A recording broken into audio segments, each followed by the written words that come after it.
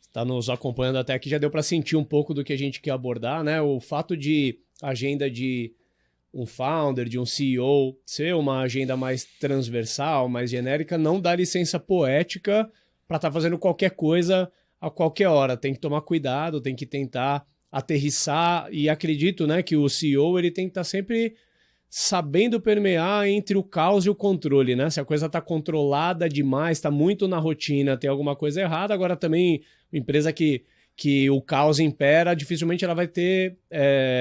ela vai conseguir capturar as oportunidades que estão ali disponíveis. Se você acompanha Startups and Downs, já deve ter percebido uma grande novidade aí, né? A gente está pela primeira vez aí aparecendo em vídeos, estamos dando um passo aí, aumentando o nosso compromisso com o programa, aumentando o compromisso com a nossa audiência. Estamos caindo para dentro aí desse formato de vídeo, vai ser algo novo para a gente desbravar. Com isso a gente deve inaugurar também o nosso canal de YouTube, então mais uma razão aí para você seguir a gente, então segue a gente no YouTube, a gente está preparando também um Instagram, possivelmente até esse episódio ir ao ar, a gente coloca o arroba aqui, para os próximos a gente já começa a mencionar esse arroba, mas também não deixa, né, se você acompanha a gente pelo Spotify, como foi até aqui nos 99 episódios anteriores, primeiro, obrigado por nos acompanhar, certifica que está seguindo, o Spotify vai continuar sendo um meio importante para a gente, então dá 5 estrelinhas, e seja o meio de preferência seu, se é YouTube, se é Spotify, compartilhe com outras pessoas, você conhece outros founders, outras CEOs que podem se beneficiar desse conteúdo, compartilhe esse episódio com eles para ajudar a gente a fortalecer o programa aí. E aí, César, você falou de a gente falar das dimensões que vão ali imperar, né, em torno da agenda do CEO. Você falou um pouco de variáveis e tem rituais, outras coisas. Vamos começar explorando as variáveis, assim, o que você vê de variáveis que vão influenciar na agenda do CEO ao longo do tempo? Eu acho que a questão principal aqui, né, Ricardo, é ter clareza de qual é o seu papel e o papel dos outros que ali estão mais conectados, né, com o CEO, né? Vamos pensar que é o C-Level, né? Uhum. Então, numa empresa um pouquinho maior, né, você já tem lá o C-Level, né? Tem muita startup que está começando que já se posiciona assim, né? Tem o Chief Revenue, o Chief Sales Officer, o CFO, né? Startup não tem R$1 de receita Não e já tem tem R$1, uns 5 C-Level já lá tem um dentro. monte de C-Level que não ganha nada, mas já tem um monte de C-Level. E aí é interessante quando você vê essa estrutura, que é natural que o CEO ele venha de uma formação. Por exemplo, eu sou engenheiro de computação, então naturalmente a parte de tecnologia era uma parte que eu nadava de braçada, né? Uhum.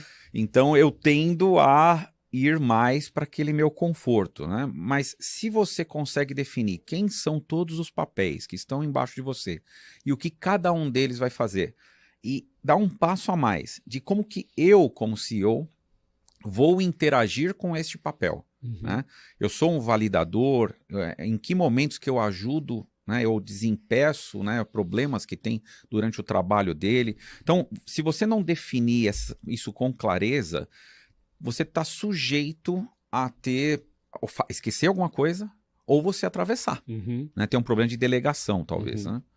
É como eu brinquei, né? Tem que tomar cuidado para que o título de CEO não te dê licença poética para você sombrear os outros C-Levels, as outras áreas, e você usar, né, do benefício de o último call ser seu, você acaba tomando todas as decisões e passar por cima de todo mundo. Você tocou num ponto importante, que é determinar como que é a relação entre o C-Level, mas para isso a gente presume que existe um C-Level que cubra todas as áreas. Nem sempre é a realidade de uma startup, né? Por exemplo, eu já tive momentos que eu tinha CTO compondo o C-Level da Humper e momentos que eu não tinha o CTO e que a pessoa de produto tomando mais à frente dos assuntos era eu. Uma constante, por exemplo, na história da Humper é ter o CFO. Desde que a gente atingiu um certo grau de maturidade, a gente tem a figura do CFO, que é o Edu.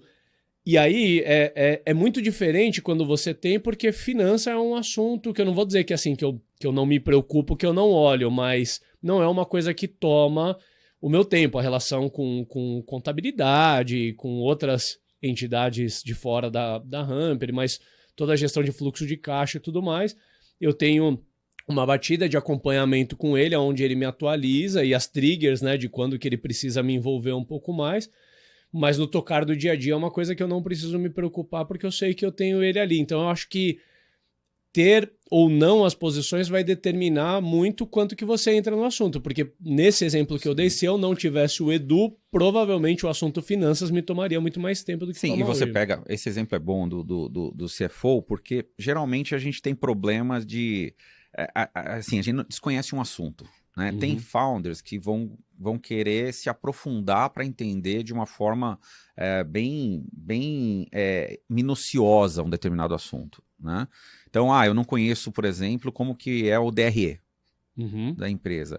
E ele não vai se satisfazer a ler um DRE, ele quer entender nas minúcias como é que faz, como é que classifica. E se você gastar muito tempo, isso volta para a pergunta lá no início que a gente fez, né? Se você gastar muito tempo em coisas que não são sua atividade, você está tirando tempo da sua agenda de coisas importantes para fazer coisas que, de alguma forma, está delegada para alguém. Né? Então, tomar muito cuidado. Não quer dizer que você também deve delargar, ou seja, pronto, esse negócio de DRE, se alguém te perguntar, um investidor te perguntar, você nem sabe o que quer. Né? Aí você vai passar vergonha. Sim. Então, o CEO, ele precisa, de alguma forma, ele precisa ter um conhecimento de tudo aquilo que está acontecendo, né? Mas saber quais são essas interfaces. Se ele se aprofundar demais, ele pode estar atravessando a linha, né, delegada para uma outra área, né, e perdendo o tempo que ele poderia estar fazendo outras atividades. Então, tem que ter Por isso que eu falei da questão da organização, sabe, Ricardo? Se as coisas não são propositais, se as coisas não são planejadas, e a gente tenta fazer como se fosse um senso comum, né? Não precisa escrever. Não. Eu acho que uma dica é escreve, né? Coloca quais são as suas responsabilidades, a do outro, e como que vocês vão interagir. Isso já é um bom início para você ter esse handshake legal com o seu C-Level. Né? Perfeito.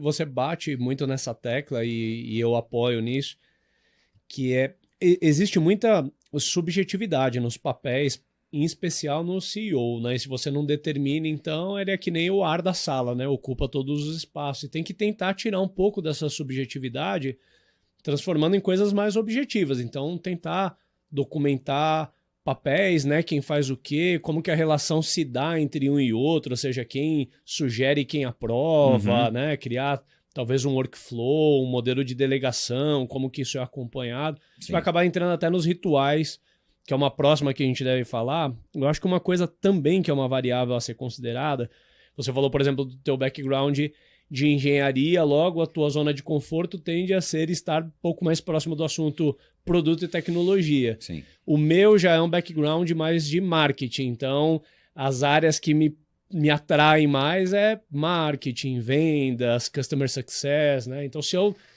não tomar cuidado, se eu não criar tempo propositivo na minha agenda, eu acabo ficando só ali, né, permeando entre as minhas áreas de conforto. Eu acho que tem uma questão também de perfil comportamental, né? Você tem,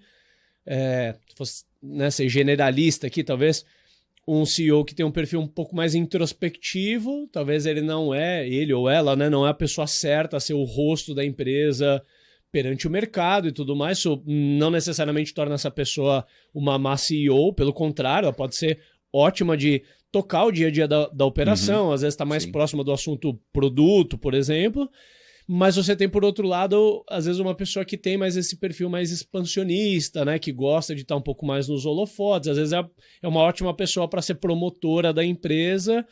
Possivelmente ela goste menos de olhar para a operação, e aí precisa ver como compor, mas eu acho que isso acaba determinando também um pouco dessa agenda, e não necessariamente um é certo e o errado, né? Mas você também pegar a pessoa com o pacote de valências que ela tem e aplicar ela onde ela vai brilhar mais, né?